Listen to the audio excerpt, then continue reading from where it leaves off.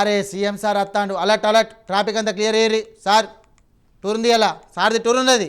మెట్లు దిగుడు, car ఎక్కుతాండు. Clear అయిందా traffic? Shut, fast fast fast. అమ్మయ్య, సార్ వచ్చే వరకు రోడ్ మీద ఒక్క బండి లేదు. మళ్ళీ పోతాడు ఇక, ట్రాఫిక్ క్లియర్ అయ్యి. పలానా టైంకి ఎంచి పలానా టైం దాకా రోడ్డు మీద ఒక్క సైకిల్ సుధా రావద్దు. మరి సీఎం సార్ వస్తాడు కదా ఆయనకి ఇట్లా ముఖ్యమైన ముఖ్యమంత్రి సారు బయటకు వస్తే కనుక ఉంటుంది గిలొల్లి. కానీ ఇప్పుడు సీన్ మారింది. ఎందుకంటే చూడరు మీరే.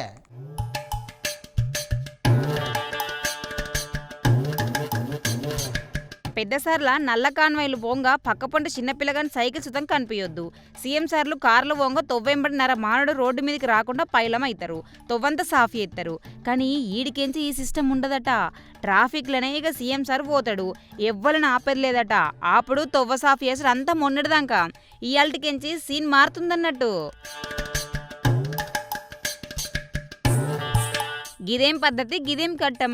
నేను అత్తన్నా అంటే పబ్లిక్ పనులు బంద్ పెట్టుకొని ఏడికాడ ఆగిపోవడేంది, రూట్లు మార్చుకొని ఎక్కువ కిలోమీటర్లు పోవడేంది.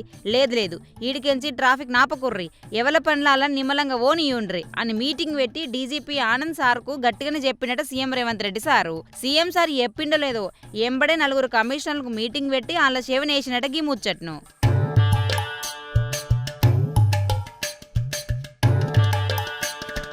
ఇక ఈడికెంచి సీఎం సార్ రాంగ ట్రాఫిక్ ఆపద్దు, మొత్తానికి మొత్తం ఆపకుండా సిగ్నల్ లైన్ సిస్టమ్ పెడతాం, అటుకెళ్ళి ఆళ్ళు పోతారు, ఇటుకెళ్ళి వీళ్ళు పోతారని చెప్పుకొచ్చిరట. సీఎం పీఎంలు అత్తారంటే 5-6 కిలోమీటర్ల దూరంగా ఉండగానే ట్రాఫిక్ క్లియర్ క్లియర్ సార్ అత్తండు అని వాకిటాకిలా చెప్పుకుంటా తొవ్వంతా సాఫీ ఎత్తారు. ఏడోళ్ళు ఆడ నిలబడతారు. కొల్వులు, దావకాండ్లు, బళ్ళు, కాలేజీలకు పోయేటోళ్ళు అంతా ఆగాల్సిందే అన్నట్టు. కానీ ఈడికెంచి ఇట్లా ఉండదిగా.